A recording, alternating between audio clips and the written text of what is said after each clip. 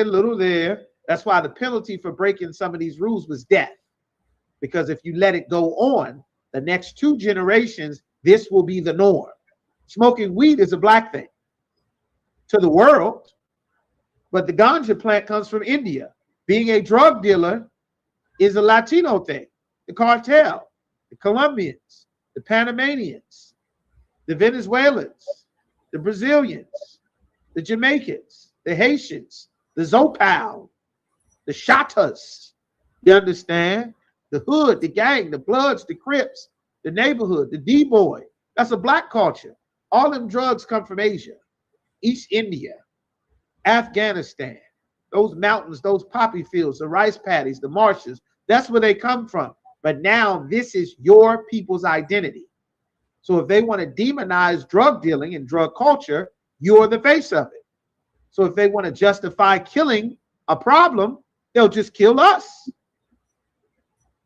This is the consequence of not obeying the Lord. You forget that there's a people that hunt you. You understand? Like that brother who live in some gangster, I show you my gun, you better back down, like I'm Dirty Harry or Bruce Willis or John McClane. He flashed that gun in North Carolina at the gas station, threatening a brother. Now the gun was fake, but there was a real people that hunt him. So what happened? A real hunter, Esau, pulled out his gun and shot and killed that brother when he had a fake gun. You understand? These are the consequences of getting further and further away from what the Lord said. So Christ said, this people's heart is waxed gross. Keep going. And their ears are dull of hearing. Their ears can't hear. They didn't want to hear it several generations ago. Their granddaddies wasn't trying to hear it. Their daddies wasn't trying to hear it. They ain't trying to hear it, and their children ain't trying to hear it. And the Lord said, I'm not trying to make them hear it. Keep going. And their eyes they have closed. They're not trying to see it. They're not trying to see nothing about not eating pork, no Mother's Day, Father's Day, not celebrating Christmas, not chasing hoes, not having sex with sisters and throwing them away, sex being marriage. They're not trying to hear none of these rules and laws that the Lord God set up. They close. Keep going. Lest at any time they should see with their eyes. See, God did this to them so that they could not see. Keep going.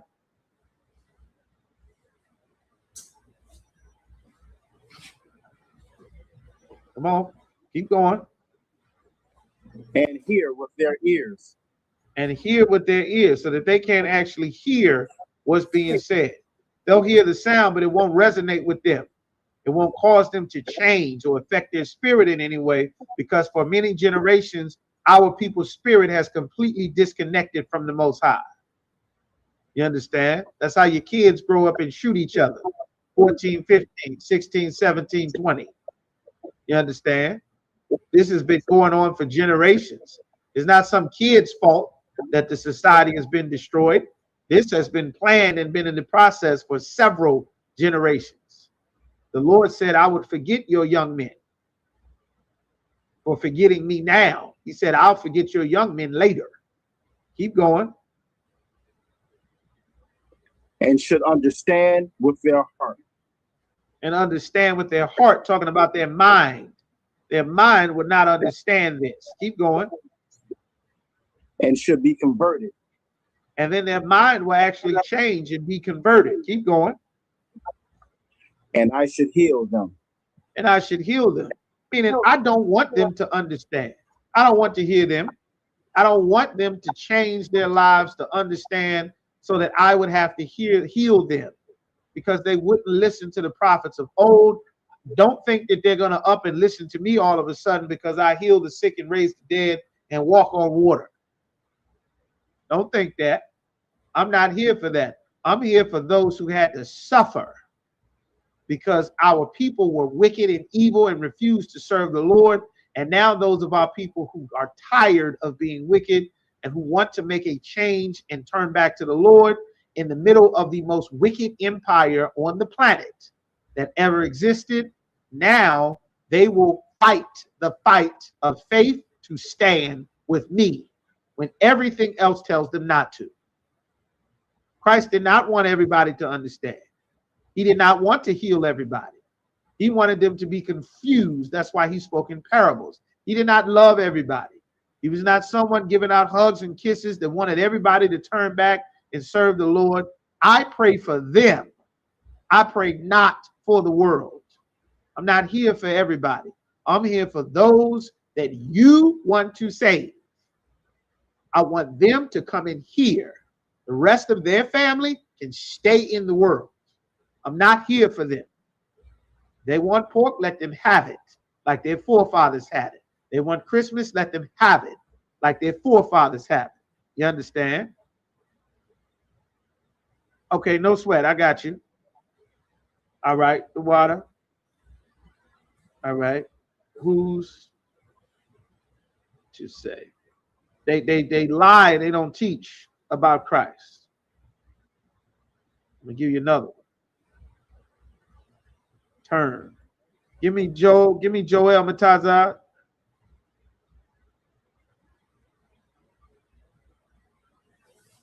Hold the scripture that I got and give me Joel. All right. See, the reason why the Lord did not kill the whole nation many times over was because there were prophets that stood up to fight for the nation. That's why you're a fool if you don't listen to the prophets. The prophets stand in between the Lord killing everybody and giving you another chance, giving us another chance, so that the Lord can prolong our time, so that hopefully the Lord will have mercy and allow us to hear eventually, because he's stopping us from hearing, because for so many generations, our people refused to obey the Lord, and the Lord got tired of it. You understand? Let me see. Joe, I think it's not that big. Not Joe. Jonah. Nobody goes into Jonah. Give me a second.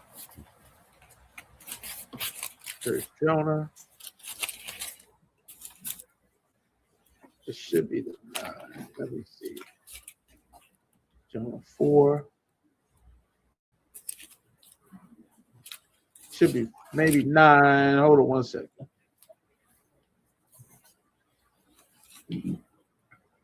Nineveh.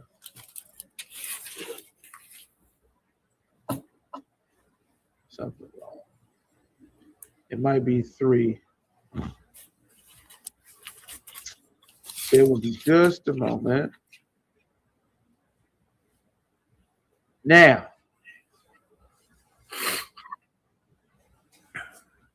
give me Jonah 3 and 9. That's what I wanted. The Lord would just not allow anybody to understand and just start over with who does obey the Lord, and then he'll just kill everybody else. Unless, keep going. Give me verse 9. Jonah 3 and 9.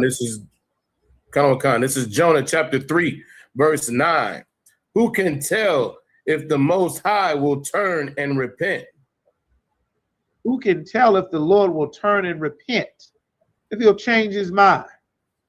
It's prophesied that 2/3, which is 2 out of every 3 blacks, Latinos, and Native Americans that you ever known, ever met, or will ever meet, are supposed to die in the Third World War, the Civil War, the Race War, and the Nuclear War that Christ himself said would lead up to his return, or he and the angels come back to kill more people. But keep going. And turn away from his fierce anger. Who can tell if the Lord will turn away from his fierce anger? Keep going. That we perish not. The Lord can change his mind. The Lord can change his mind. The Lord changed his mind at Moses' request. The Lord changed his mind at Christ's request. The Lord would have spared Sodom and Gomorrah at Abraham's request. Keep going. Verse 10. And the Most High saw their works. The Most High start to see brothers and sisters repent. that there are some that stop eating pork, that stop getting high, that stop killing their babies, that stop committing adultery, that stop celebrating Christmas, Mother's Day, and Father's Day, that stop being Christians and Muslims and voting and getting shape-ups and shaving their head. They cut their dreadlocks off. The Most High saw that they started to keep the Passover, the proper place where the Lord told Commanding General Yahanna is to be held. They didn't make their own Passover, where they ate macaroni and cheese and ham like a damn Christian, with a shirt with the Lord's name written on it in Hebrew, like a dummy. Keep going. That they turn, that they turn from their evil way. There's a chance they could turn. I turned. You turned. That's our turn. Hiroshima turned. Imadar turned. Makwayala turned. Yaganan turned. Yabakar turned. Yagadar turned. Zarakar turned. Who can tell? Keep going. And the Most High repented of the evil. The Most High repented. He changed his mind of the evil that he had planned. Now, there's going to be destruction. That's prophesied for sure. You understand? It doesn't have to be as many of us. The Lord can change his mind. 1999, the Lord was going to destroy. And there was a prophecy that the Lord commanded the priests and prophets in the I.S.U.P.K to give. Commanded that destruction would come. And then the Lord changed his mind in 1999, and destruction in the end did not come. And that gave all of us brothers and sisters the opportunity to come into the truth and not die and be destroyed while we were yet still in the world, where the Lord was not on our side.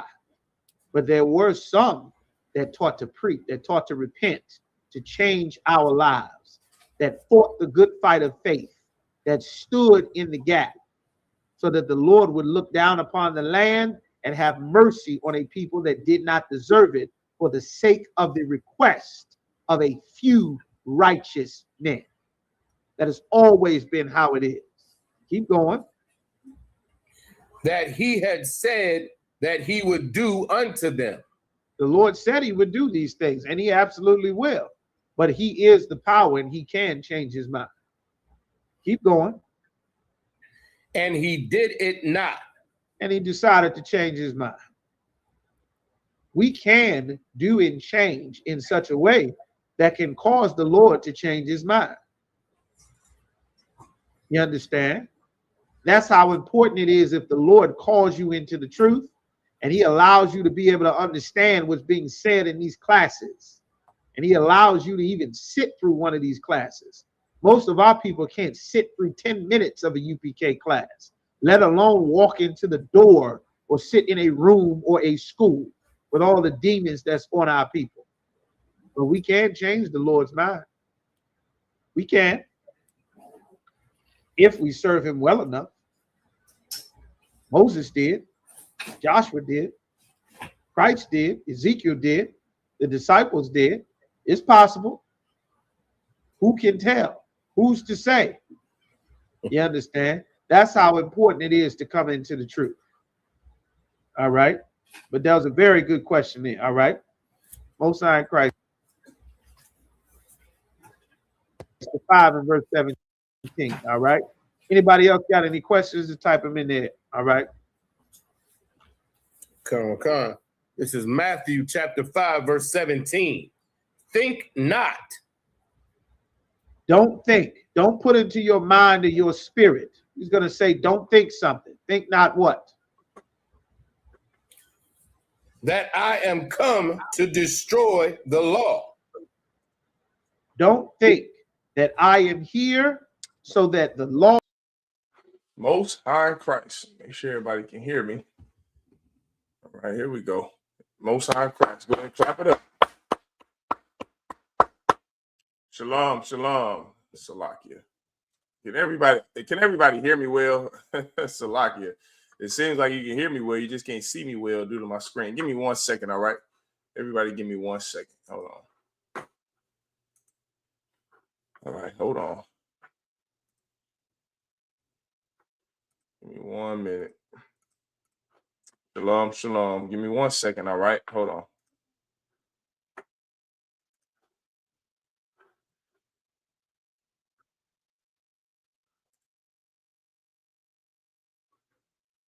The same religious leaders now, they told our people that this means the law of Moses is done away. That's what Christ is saying. Christ himself said that's not true. They still lied on him. Right. You understand? And with that, let's go ahead and get a commercial from our sponsors. Hey, listen, brothers and sisters, man. If you like what you hear, hit the subscribe button, man. Subscribe to this channel. And also, please go to ISUPK.com and pay your tithe. Drop me some cash so we can move around. All right, damn right. Most High Christ. That should be a lot better. A little bit better, at least, with the seeing. Everybody see me pretty good. That should be Tawab right there. All right. Go ahead and clap it up. All right, shalom. Yahweh Hashem Yashukra Thumb to all the brothers. Yahweh Shemal Thun Hashem Yahweh to all the sisters. Excuse me. I'm Priest and Officer 5000 Malak. I'm the camp leader here in Kansas City, and this is the Wednesday Night Law class. Tonight's class will be a great class. Lord allow, we'll be breaking down the truth of the Bible, the truth of your oppressor, because the oppressor is the devil the Bible speaks of. It could just be this camera. That's all it is the camera. And I don't think it's anything else but this camera. All right, we'll be breaking down the truth of the Bible. I got some young brothers here to introduce. Let's bring them on the stage. Hold on. Let's give me 1 second. Give me 1 second. There we go. Shalom to the young man, Yeshaya. Shalom, young man, finest. Give these brothers a hand. Shalom. Shalom, Akim. How y'all doing? How you feel? Doing Tawab. How you doing? Most High Christ. I'm Tawab, mighty man. Shalom to the sister, Nichelle. Shalom, sis. Yahweh Shemal Thaba Shemi Shah. Rib of the trooper. I'm sorry. It's like a rib of officer, a warrior. All right. Most High Christ, sis. Always good to see you in class. Tonight, Akim, we're going to be going over the toxicity of the culture of our oppressor. Just don't mind the camera. As long as you can hear me, I should be good, right? Nevertheless, tonight we'll be going over the topic of the toxicity of our oppressor's culture. It is one for the record books. Our oppressor is so goddamn his culture. When I say his culture, what do I mean? I have this book, right? It's called Albion Seed. Now, if the camera will pick it up, you can see it. And it won't be able to pick up the... Here, I'll do it like this. I'll show you an image on Google, right? It's called Albion Seed, right? And it's by this author. His name is David Hackett Fisher. All right. And this is a 5-part series. This is a 5-book series, right? It's called Albion Seed. This Albion Seed, the first part of the installment, it goes over the culture of British Americans that came over, the Puritans, the Quakers who came over in the 1600s. It goes over the region of the United Kingdom from where they came. It goes over their culture. It gives a qualitative study and a quantitative study of their culture. All right. And I'll get into what that is in a second. But first, I'm going to show you a picture of this book. All right. And like I said, it's 5 parts. All right. 4 British folkways in America. Let me share this image to everyone that's watching class. Give me 1 second. All right. Give me 1 second. Let's see here. This is it right here. It's called Albion Seed. It's Albion Seed. It's a cultural history of the United States, arguing the 4 distinct British folkways: Puritans, the Cavaliers, the Quakers, the Borderers, and how they shaped American regional cultures, politics, and social structures. This is the image right here. So thus far, it's a great book, right? This is what it looks like right here. All right. So it's called Albion Seed, right? And what I love most about it, thus far at least, and what I know that the other 4 parts will also dive into, it talks about the toxicity. It talks about the damaging effects of our oppressor's culture. That's what it does. It goes over So let me, for an example, I'm gonna give you an example from the book. All right, here we go. Give me 1 second. All right, I'll give you one example from the book. I hate this thing keeps doing that, but nonetheless, we're gonna deal with it. Okay, I'm gonna give you a couple examples from the book. All right. So these are what I'm about to list to you or lay to you. These are empirical indicators of folkways. Now, just to be clear of what a folkway is, your folkway is what makes up, according to the oppressor. This is according to Harvard doctors of history and sociology. This is what makes up your culture. Now, while I'm reading this, I want you to ask yourself, what are Black and Latinos equal to what I'm reading you?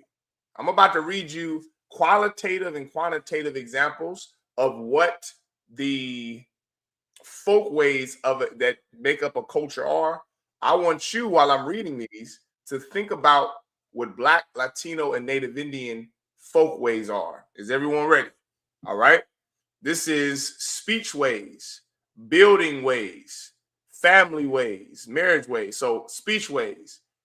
These are how your language, what makes up the language of your people, right? Every race of people have their own language. It's what identifies you as this race of people.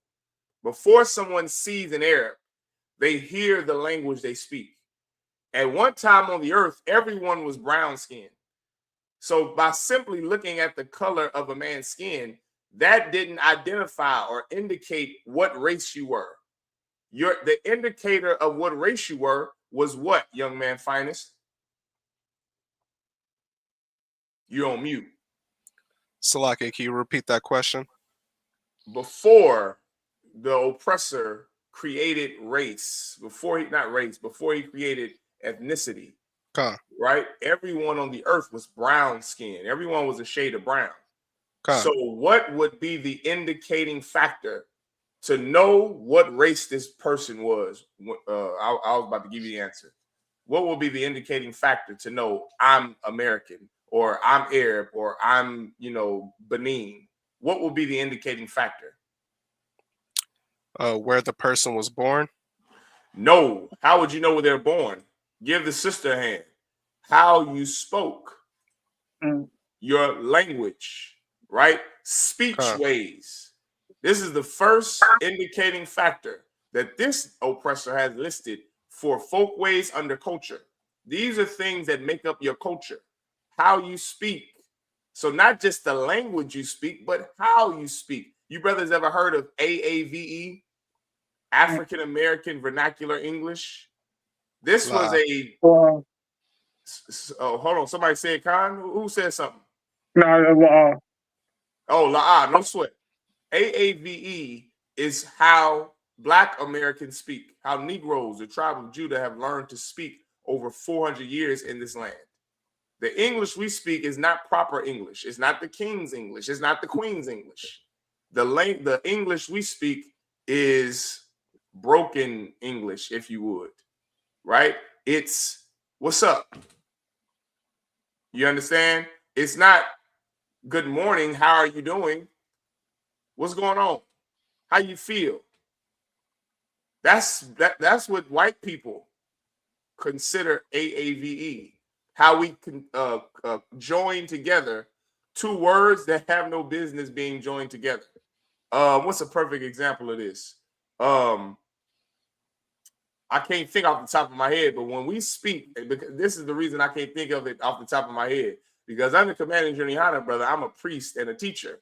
So I had to unlearn a lot of the ignorant ways of our people.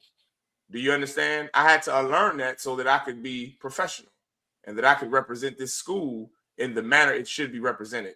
So I don't have clear examples off the top of my head, but you can just look up AAVE examples in Google. I don't have to do it. You can look it up. This is a real thing that white people have studied since slavery. And they said Black Americans don't speak this way. The tribe of Judah, Negroes, don't speak this way. So it's not only what language you speak, Akim, it's also how you speak the language. I'll give you a perfect example. Spanish. You may think that the Spanish that Issachar or that Zebulon or that Ephraim or Manasseh speaks is Spaniard Spanish. It's not. Issacharites don't say vosotros. They teach you that in American schools when you're learning Spaniard standardized Spanish. They teach you vosotros is we. What is Spanish? What is Issacharite? How do you say we in Issacharite Spanish? Nosotros amamos a nuestra gente. You understand? That's Issacharite Spanish. Que onda? That's not standardized. Que haces? That's not standardized. The word jacket in standard Spanish is chaqueta. That's how you say jacket or shirt, right? The way you say it in Issacharite Spanish, chamara, chamara. You understand? That's not standardized. French. Do Haitians speak French? No, they do not. Haitians do not speak French. You understand? Shalom to the sister Bashamal. Yahweh Shemal Athah Bashim Yahweh Shah. Most High Christ. Also, use this time for the young men to sign in. If you're in the class, you don't have to, right? Because you're physically here. If you're watching online and you're a young brother or young sister who does not have their Hebrew name, sign in. This sign-in form is also found on the Facebook class. So if you're watching from Facebook Live, it's there too. All right. Chimara, right? Ándale pues, right? The way you would say, can you help me in, I guess, Spanish is what? How would you say that in standard Spaniard Spanish? You would say, ayúdame. I guess, ayúdame. Even that sounds like that's more Ephraim and Manasseh, right? That sounds like Ephraim and Manasseh. That don't even sound like standard. But this is the way that Issacharites say, can you help me? Or can you help me over here? Pues de tener aquí. Pues de tener aquí. See, it's a way that we speak in every tribe of Israel, that it is the way we speak that tells you these cats ain't the people from here. We're not the English settlers that have this great diction and oration. These are not the Spaniards. These are the descendants of the empire who was here before the Spaniards colonized, before Cortez came down from Spain and colonized the brothers and sisters, the natives of Mexico, the natives, the Taino Indians in Puerto Rico. Everyone understand? So speech is the first thing that you're going to know. This cat is East Indian. This cat is Russian. You understand? This cat is French. This cat is Arab. This cat is Persian. Speech, your language. Does everyone understand? Remember, as I'm reading these, I want you to think about what your language is. What's your people's language? What's our people's language? Young man Yeshaya, young man Finest. What is our people's language? Speech ways, your oppressor, he can go back to his speech ways.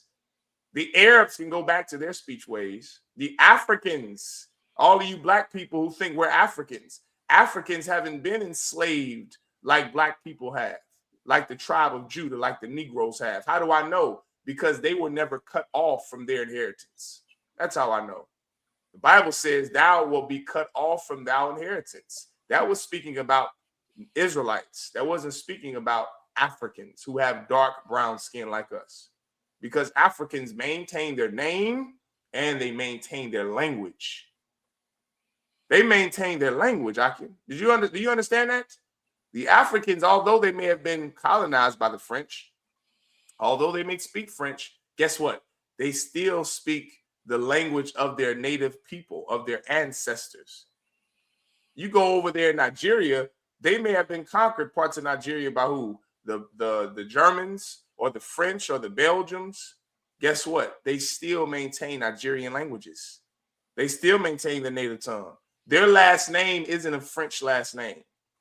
It isn't Bonaparte. Do you understand? It isn't Baptiste like the Haitians. That's not the African's last name who was conquered by the French. It's Mobutu. Do you understand? It's Kwame Nkrumah. It's who was the one? Burkina Faso. You see, they don't have the last name of the oppressor, and they don't have the language of him either.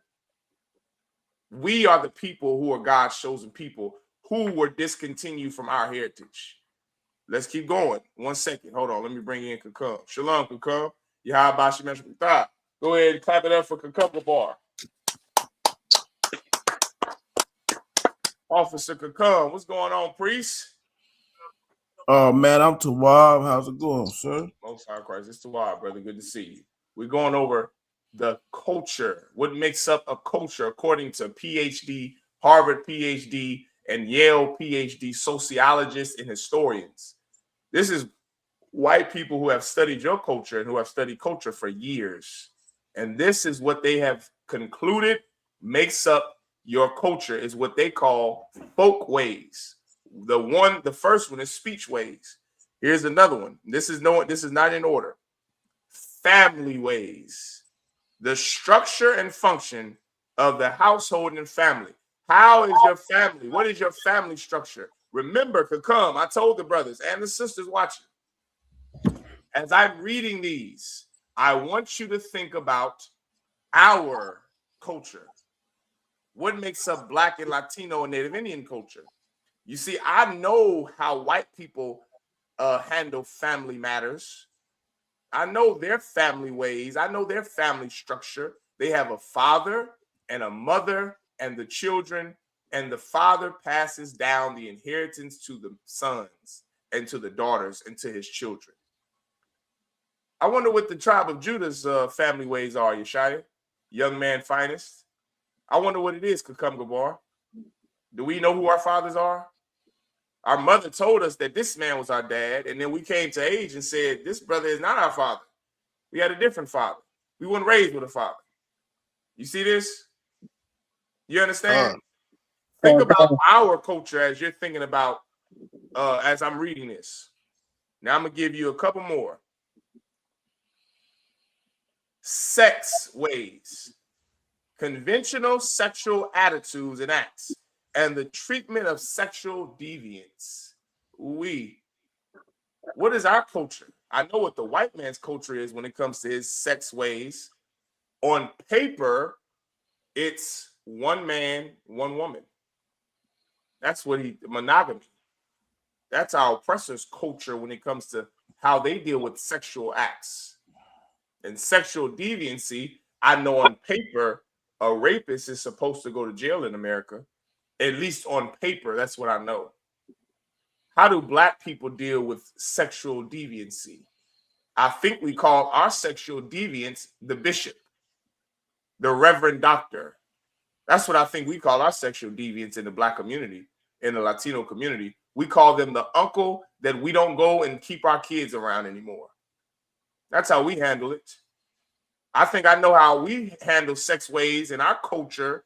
Our culture's sex ways is loose. You have sex with whoever you want. Try them all.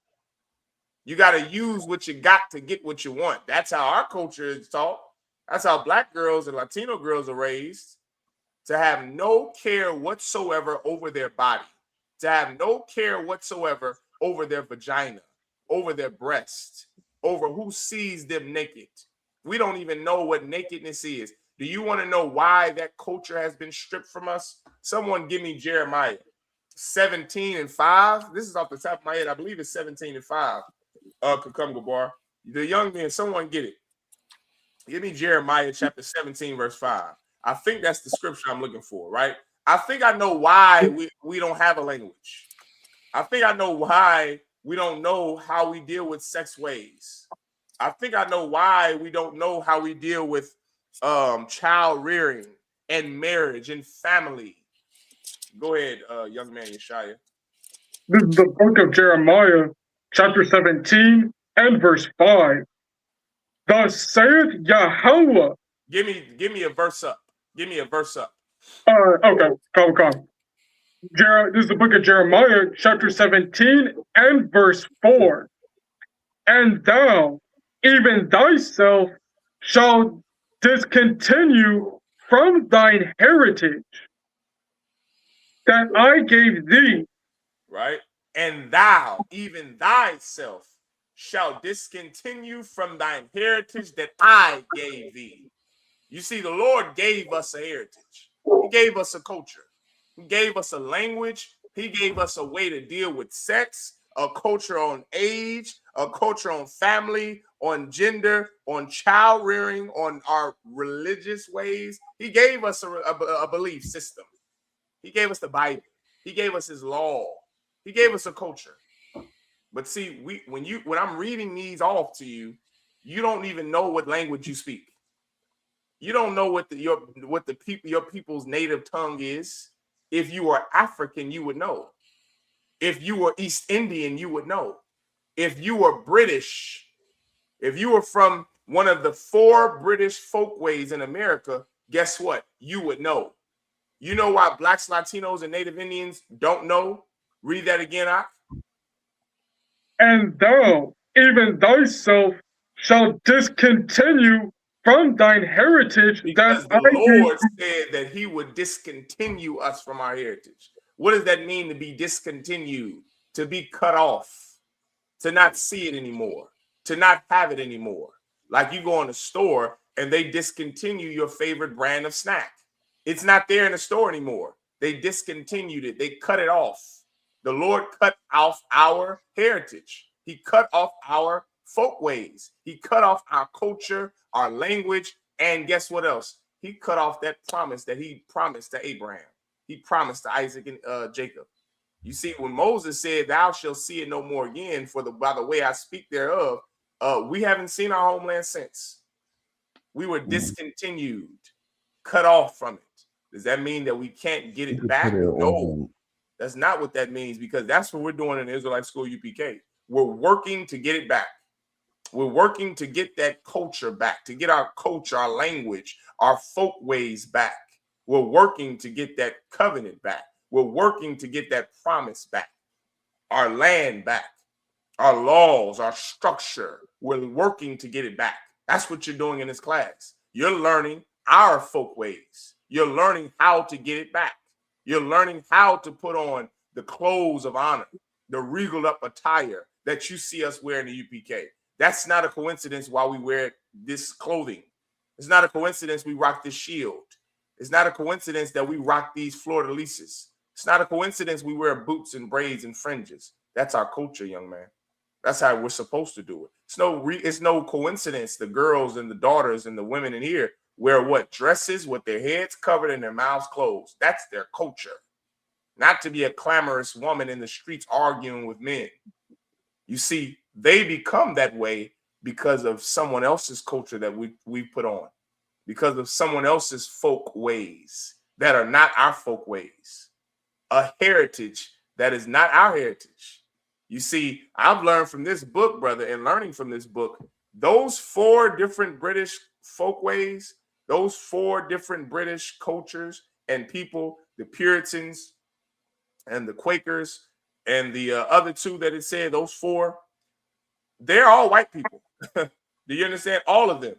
Yet and still, the region of the United Kingdom they're from, they have a different language way. They have a different sex way, a different learning way, a different dress way, a different culture. Do you understand? Those 4 different British folkways, the Quakers, the Puritans, and the other 2. It's the right now the ones I'm reading about are just the Puritans and the Quakers. The other 2 are later on in the book. So the Puritans and Quakers, I'm learning a lot. I'm learning that that's who settled the New England region of America, right? You know, when they taught us in school about the Nina and the Pinta and the Santa Maria, do you remember? Okay, now after that, do you remember when the Pilgrims came over from the United Kingdom, from Great Britain, and they settled and landed on Plymouth Rock, and they landed in New England, they landed in New York, they landed up there on the East Coast of America? Those were 4 different white cultures. 4. I'm not even talking about the Scottish and Irish that came 200 years after. I'm speaking specifically about the ones from Great Britain.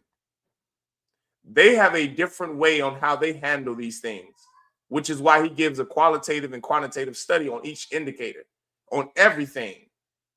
He gives that so that you can see that the ones from the south of UK, they have a different way on how they handle. Do you ever hear white men say, "for God and country"? It's God, it's country, and it is family. Do you know why that is? Because the British, who are the Puritans, who I think are from South Britain, that's the way their culture was embedded in them. It was God, it was country, and then it was family. What about the ones from North? It wasn't God, country, and family. It was, what's the perfect word? It was nobility. Nobility is the only thing that mattered, not God and country, which indicates what? These were poor people, that white people that came from the South. These were rich kings and aristocrats that came from the North. Does everyone understand that? I also have another one about the Scottish. When the Scottish and the Irish came here, damn, this thing cut it off. An inquiry into the genealogy and present state of ancient Scottish surnames and their folk ways. That's written by William Buchanan. And this is written during the time of King James. This is a compilation of a 400-year study done by white people. And do you know what their conclusion of that was? Black people ruled Scotland. Black people ruled Scotland. That name, you ever hear the English word swarthy, which means like black and suave? That comes from Swartz. That last name or surname Swartz means black. And it doesn't mean black like sickly. It doesn't mean black like famine. It means the man or the surname of the family that this name belongs to is black. That's what Swartz means. That's what it's so many. Those surnames of Scottish and Irish, it was because these people that were there first were black people. It doesn't mean they were Israelites. Some of them may have been, but it does mean they were black. They weren't white. I wonder who changed that. Can you take a guess? I wonder who how do we not know these things? How do we not know the nobility of our forefathers? How do we not know this? Not you could come. Somebody answer. Go ahead, young man, Yeshaya. The Renaissance? No, how do we not know it? Oh, how do we not know it? Yes. You would have to have been in class tonight to know why we don't know this. Oh, because we've been discontinued from our heritage. Give the brother a hand. You know why we don't know? Because we have been discontinued from our heritage. We've been discontinued from knowing who we were before the slave ships. All we know here is that it's like we came out of this wood that the slave ships were made of. We don't know anything before 1619. All we know is we're Christians, we eat pork, we have sex loosely. I wonder how we don't know who we were. I wonder how we don't know that we once ruled Scotland and Ireland. I wonder how we don't know the lands of Europe that we ruled. I wonder how we don't know that. I wonder how we don't know what our nobility was. I wonder how we don't know that. I know, because I know the Bible. And Jeremiah 17:4 says that the Lord said he would discontinue us from our heritage, from our culture. Keep reading, Yeshaya. By the way, if anyone has a question, please feel free to ask, all right? Also online. If anyone online watching has a question, feel free. All right, keep reading, Yeshaya. Continue. Khan, reading on. And I will cause thee to serve thine enemies in the land which thou knowest not. Ooh-wee. Read that part again, Ak. And I will cause thee to serve thine enemies in the land which thou knowest not. Brother, do you know why we have to serve devils like Chud the Builder and Donald Trump? Do you know why we had to be put in slavery? Do you know why you have to work a 9 to 5, a 6 to 6, 12-hour shifts? You work 2 jobs, 3 jobs, can't see your family, can't see your children. You're working literally to death. By the time you try to retire, there won't be a pension. There won't be a retirement here in America. And you working all these years to support a family, still living in squalor, still living hand to mouth, don't have a pot to piss in, which comes from ancient Europe, don't have a pot to piss in, Yet and still, you get up every day, you go to work, all for what?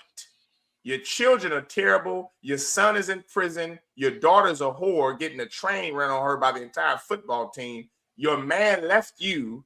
You're in jail. You're a brother or in jail. You don't know when your hearing is, when the arraignment is, like Khalif Browder. We are in service of our oppressor. We are slaves to him. No justice. Don't get anything done. The hood looks the same as it did during the Reconstruction era, during the Great Migration. The ghettos and the projects look the same for the last 100 years.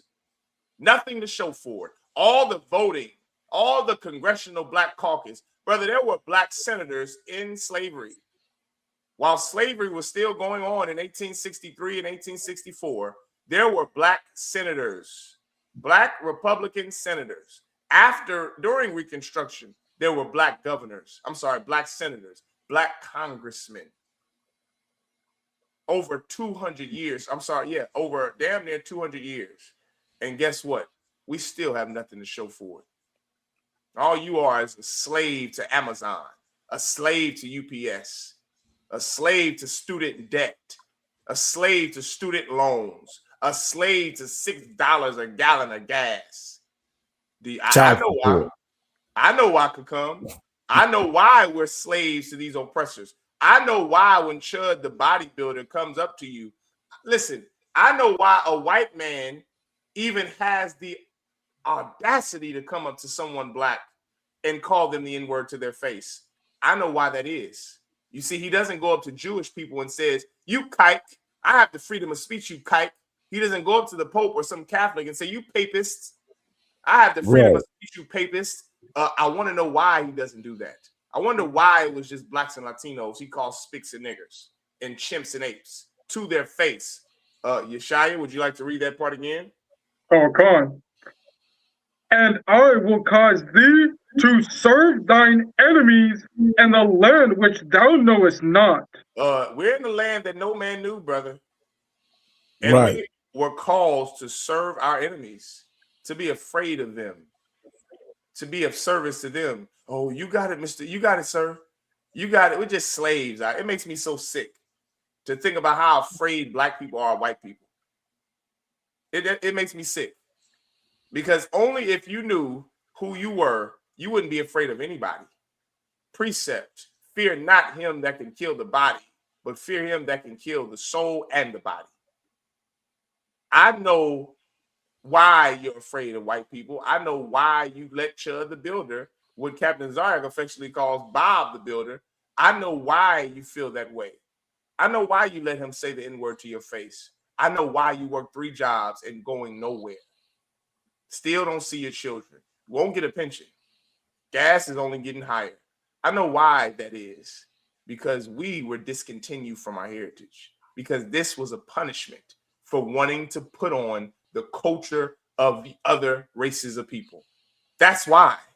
Don't you see the entire reason we were disobedient to God's laws, to our culture, to our folk ways, is because we saw it someone else's folk way and culture was more important.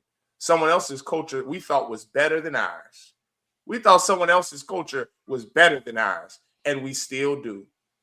That's what is so heartbreaking about the Chud the Builder and black people, is that black people see Chud the Builder like he doesn't see you.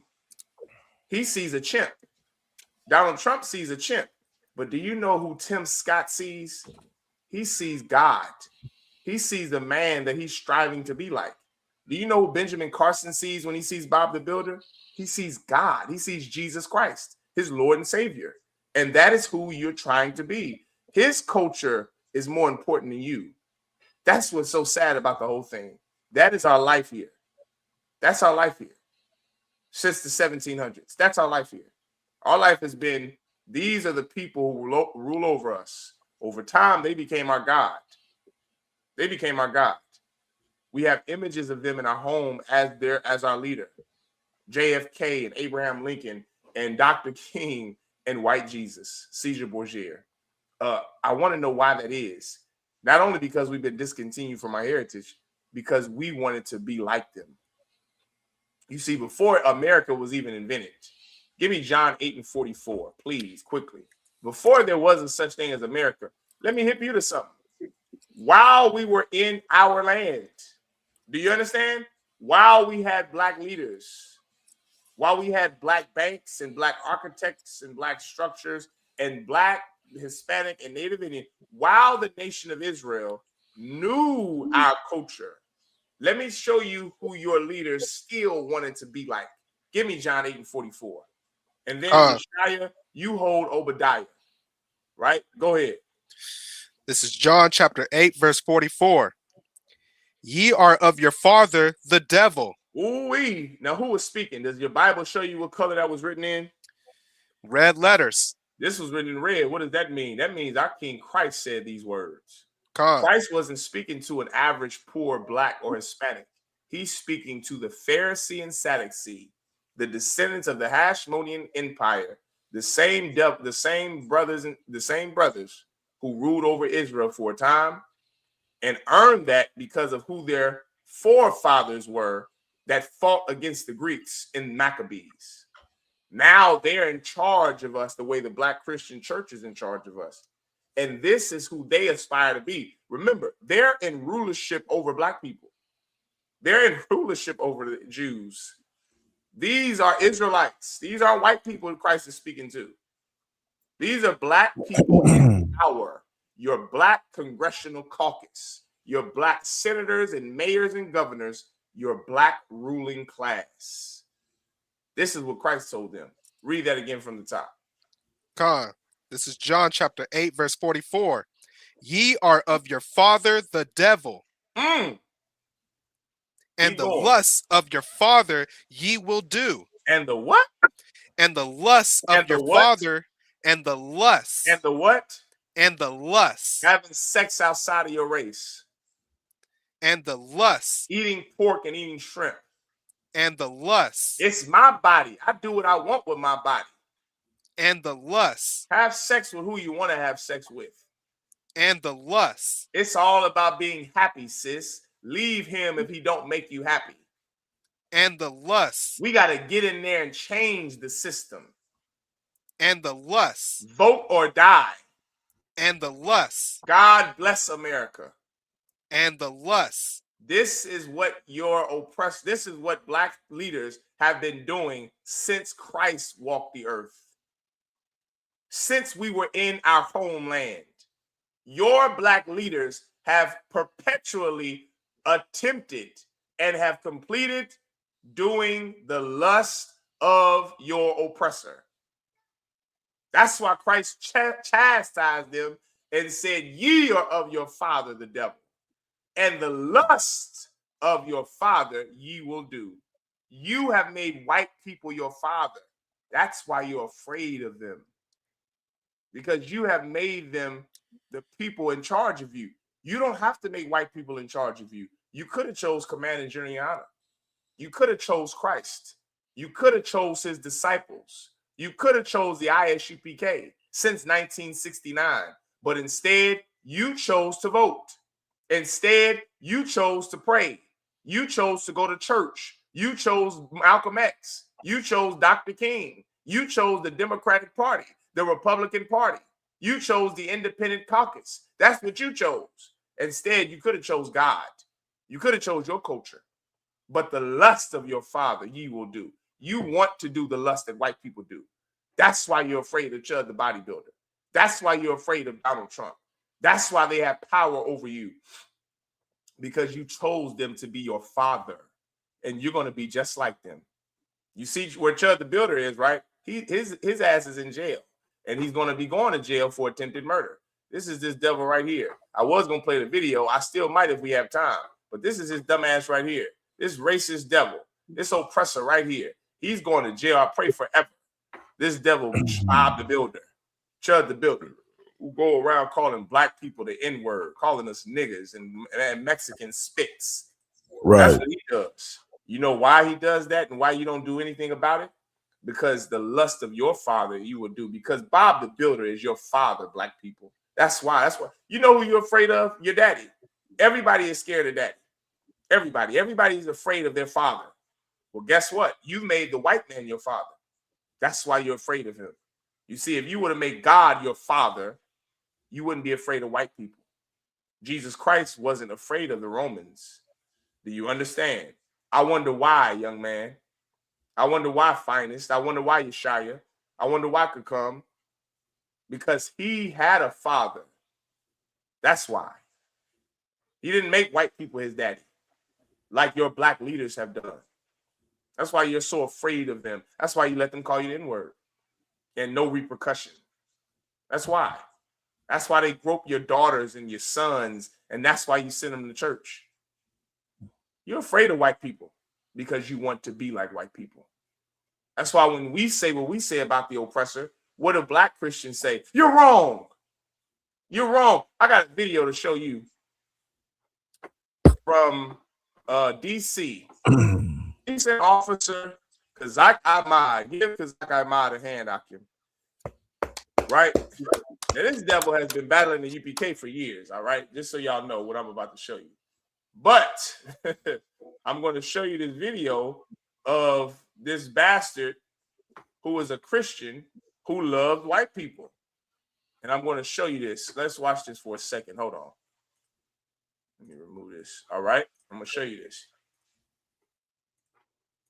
Talking about child molestation. So we shouldn't bring attention to child molestation. I mean, is that the gospel? So we ignore child molestation. I didn't say that. So why are you trying to skip over the rampant child molestation that is going on in the Christian church? Oui, brother. Why are you talking about child molestation? He's a Christian. I wonder why he doesn't want child molestation to be brought up, Kakam. I wonder why a Christian in 2026, with the Epstein files readily available, I wonder why he doesn't want child molestation and rape to be brought up. I know why. Because the lust, read it. Why? Why doesn't he want it to be brought up? The lusts of your father ye will do. The what? The lusts of your father ye will do. You love touching those kids in that black Christian church the same way Donald Trump likes touching kids. Do you see the residual effects of what happens? The effects. That's the right word. Do you see that what happens when you serve and obey your oppressor and love his culture more than your own? When you try to adopt his culture, you become him. That's why Christ said, ye are of your father, the devil. He was calling these Pharisees and Sadducees who were black, the devil. Just like we call the white man the devil, because the white man is the devil. And the children he has is all throughout this world, all throughout this earth. You give me any allies of America, they are the devil too. Whoever is the ally of America, whoever is the ally with the white man, he's the devil too. He's a liar, like Saudi Arabia. Saudi Arabia are such chumps that they can't even stand up against the white man here in America. Let me tell you something. Do you know what race of people run Saudi Arabia? Does anyone know? Go ahead, Yeshaya. If you got it. Say it again.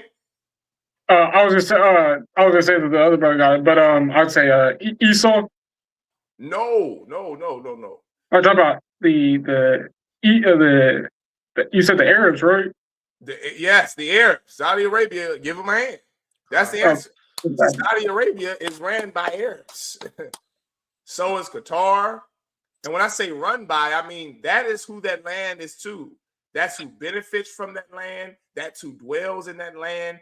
It's the Arabs. Why is it that Saudi Arabia and Qatar, why is it that they are against Iran? Why are they against Iran? Does anyone know the answer to that? Wouldn't they be with their Muslim brothers? Shouldn't they be with their Arab Muslim brothers over there in the Middle East? This is something that always blew my mind before joining Esau's military, right? Why in the hell is the Middle East so divided? They're all the same people virtually. They're all the same. The preponderant group of the Middle East are Arabs. Do you understand? And all of them are Muslim. All of them. Why are they so against each other? I think I know why. Does anyone else know why? Salakia, sir. Go ahead. Salaki, come let the young man answer. Because Saudi Arabia and all the other ones, they're in bed with Esau. Give him a hand. Right. If I Is that could. what you were going to say?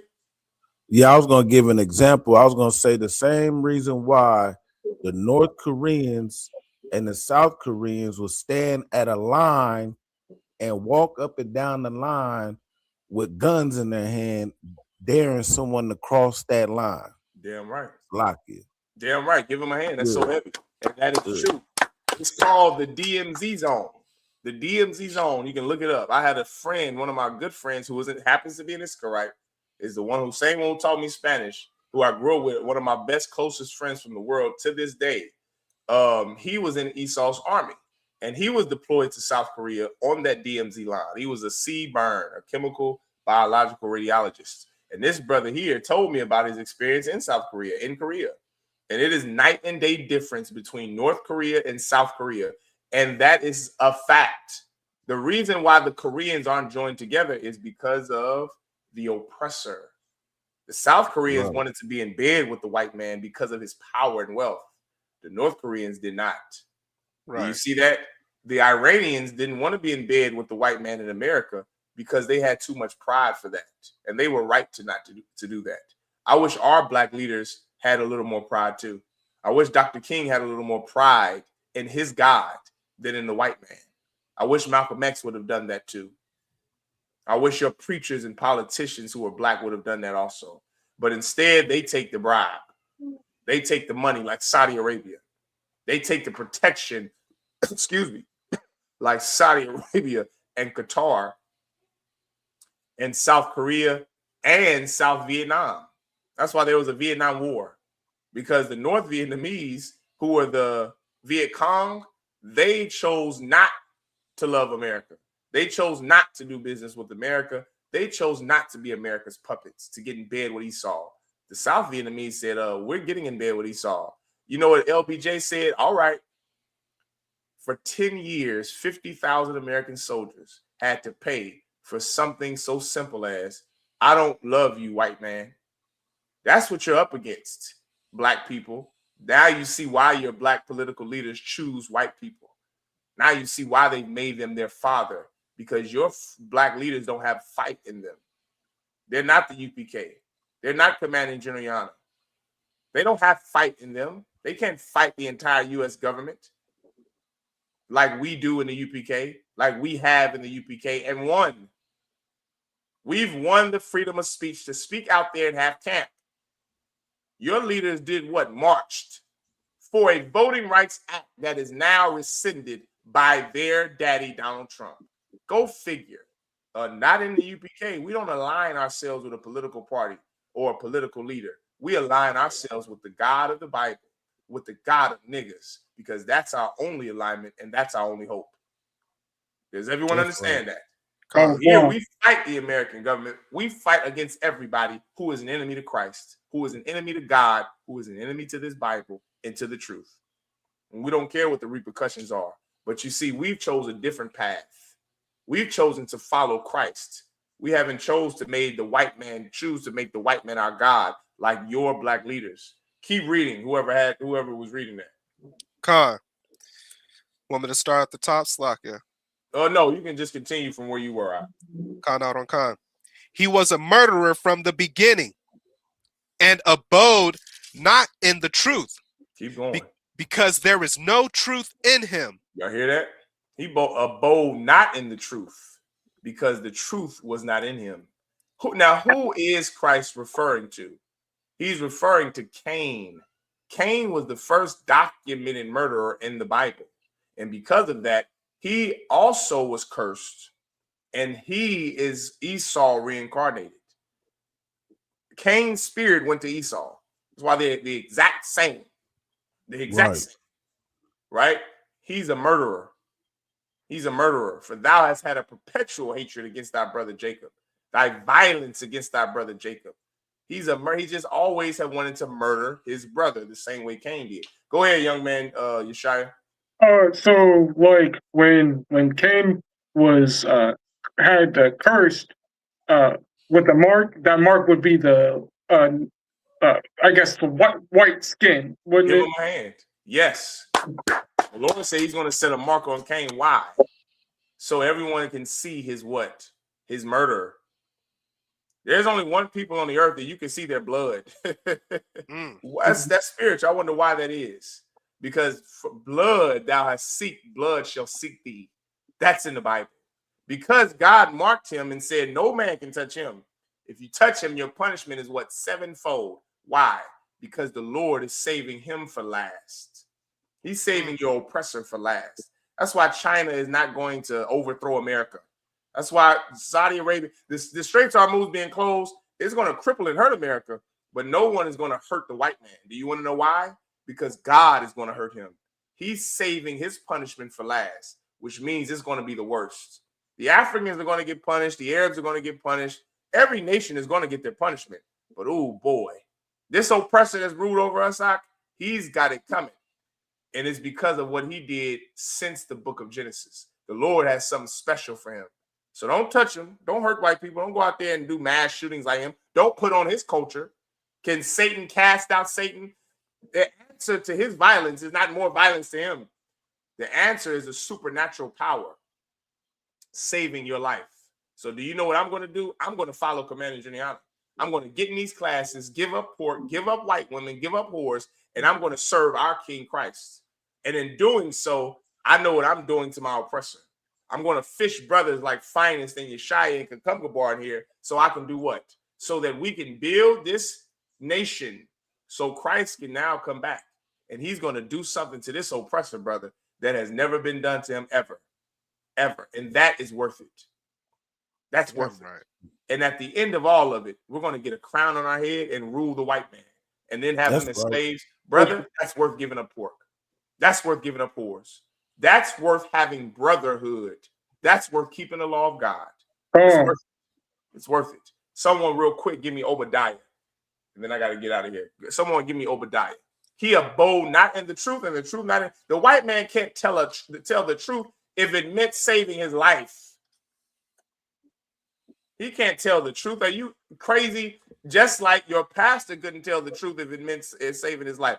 Dr. King told the truth once, right before he died. He said, I fear I have led my people into a burning building. I integrated my people into a burning building. Excuse me. That was the truth. That's the most truth he has ever told. And it was right before he passed. Right before, not he passed, before he got assassinated, before he was murdered. That brother told the truth. He said that integration was a burning building. It was no hope in it. It was failure. It was failure. And we should have learned something from that. But instead, we chose to continue to do the lust of our father, the devil. Keep going. So, like, whoever has Obadiah, read. What verse? Other one. Start from the top, Baba Kashab. This is the book of Obadiah. The vision of Obadiah. Thus saith the Lord Yahweh concerning Edom. We have heard a rumor from Yahweh, and don't say the Most High's name, brother. Just say the Most High. All right. Con. We have heard a rumor from the Most High, and an ambassador is sent among the heathen. Arise ye, and let us rise up against her in battle. Verse 2. Verse 2. Behold, I have made thee small among the heathen. Thou art greatly despised. Brother, I have to, for time's sake, we're going to have to go into this another time. But brother, that whole Obadiah I love, especially in these last days, because it shows you who it's talking about. There is no denying that that's speaking about who? The white man. He said, I will make you small amongst the heathen. I was going to go over that tonight with Chud the Builder and Donald Trump and Thomas Massey. That's what I wanted to get into tonight as well with the white man's culture. The Lord had this class go somewhere else. Thank the Lord. But I wanted to go into Thomas Massey. I wanted to go into the toxicity and sinful behavior, which I did, of white culture. But I wanted to go into that Thomas Massey Kakumka Bar. I wanted to go into how white men still love Trump. Even though he molested your kids in the Epstein files, he made your gas $6 a gallon. He ruined your economy twice now. He sent your sons to war to Iran to die and to lose their lives. And white men, white women still listen to him and still love him. Brother, what the hell is wrong with white people? That's a documentary we're going to do. What the hell is wrong with white people? There's something fundamentally wrong with these people. They're just not right in the head. There's something wrong with them. And I'm trying to learn. I'm getting books could come. I'm getting Albion seed and wasting money on crossing a lynching tree and an inquiry into the genealogy of Scott. Brother, I'm trying to learn white people to learn it, to get this some documentary could come. I don't know what is wrong with them.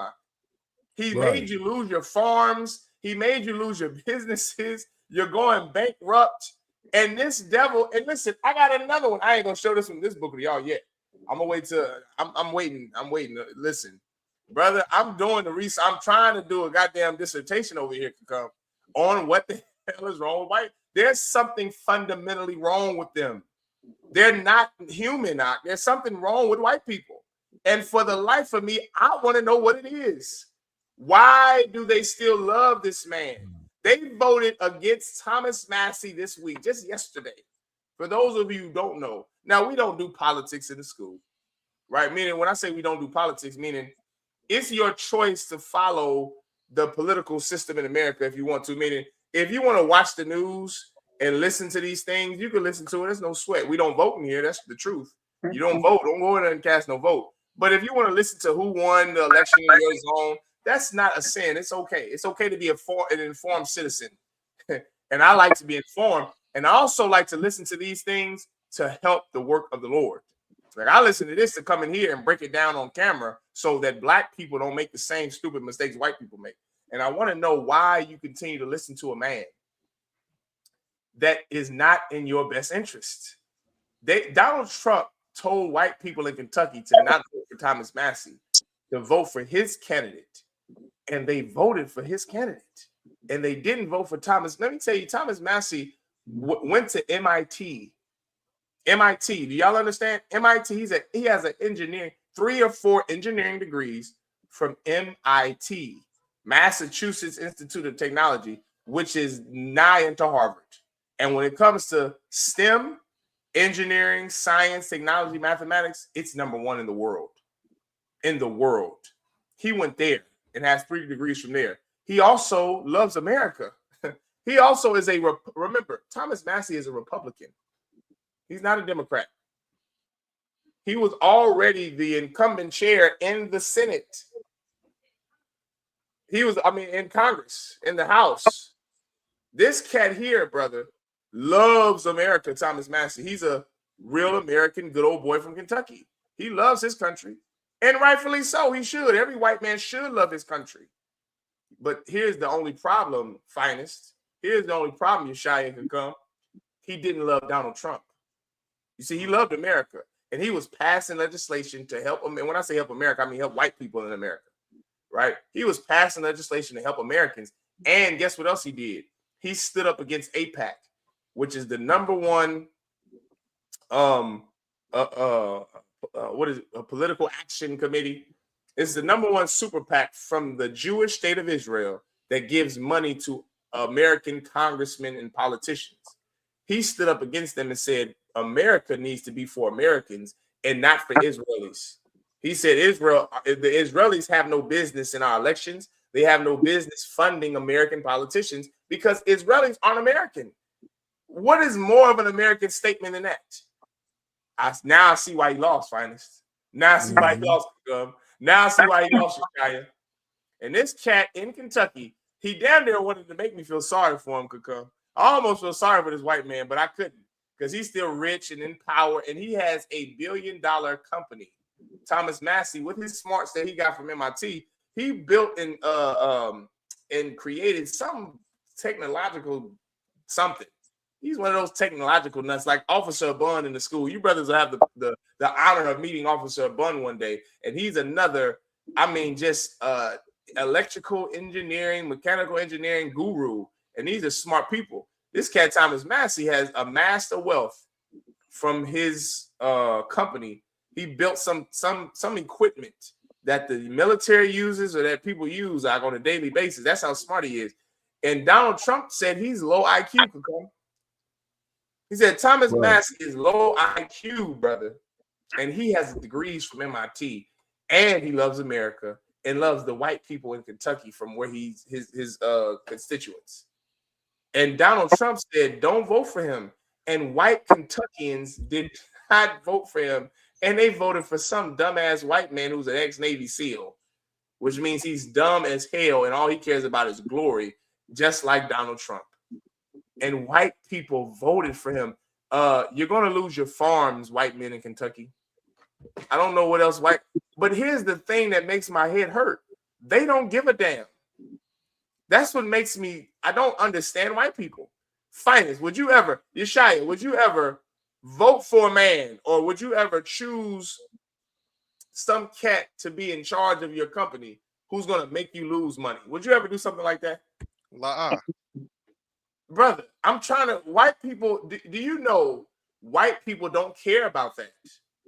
They don't care about losing their family farms. They don't care if the Israeli government is who runs this country, even though they're supposed to be American patriots. They don't care about any of that. And do you know why they don't? As long as you suffer more than them.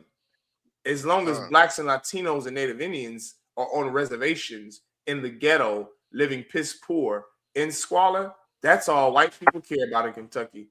And they don't care about anything else. That has to be studied. Right. Does everyone understand?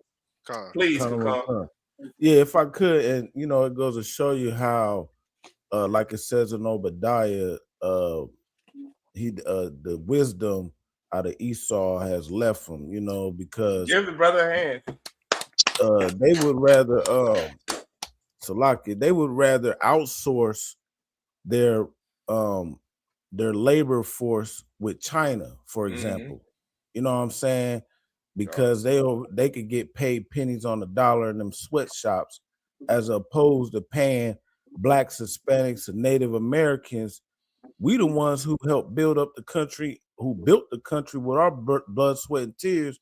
But you rather outsource and then also bring other heathens in here like the East Indians. They own all the gas stations, but you know, they done fell into their own into their own snare. You know what I mean? But I yield on that.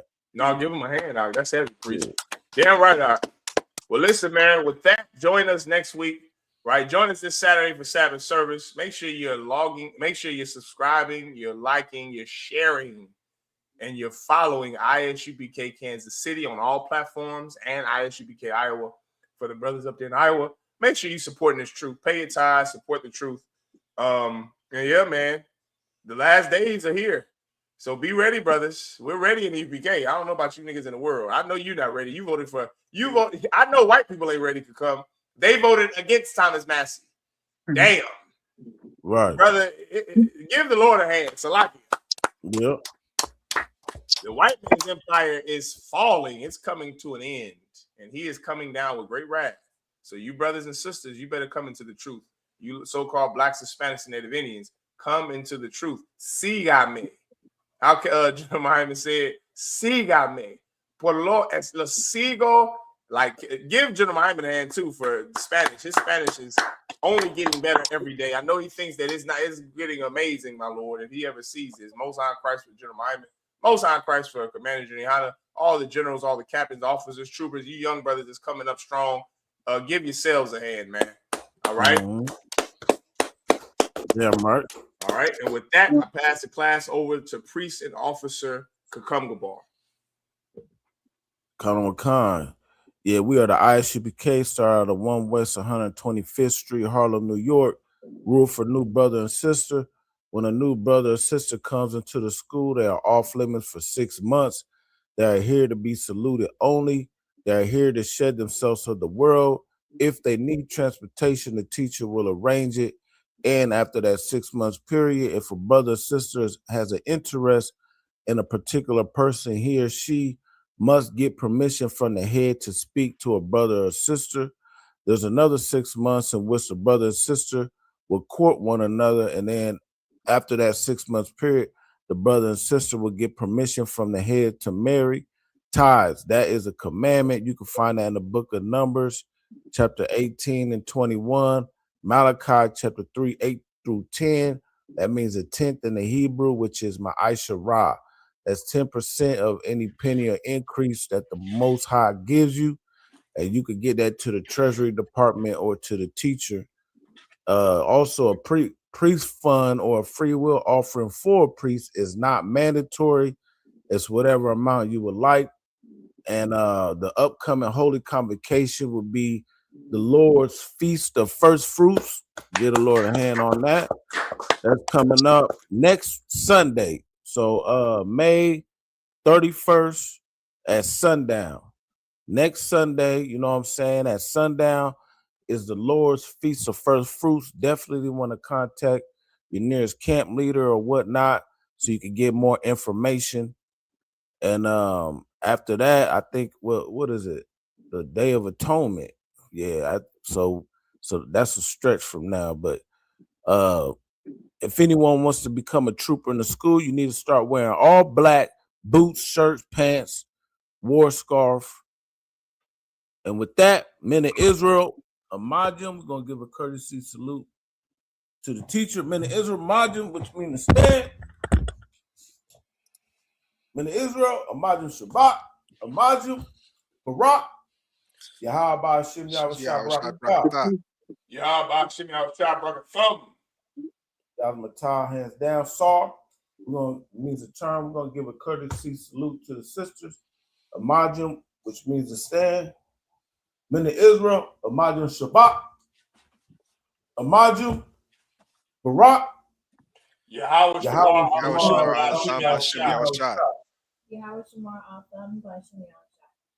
Yahweh Matah, class dismissed. Shalom, Maki. Shalom.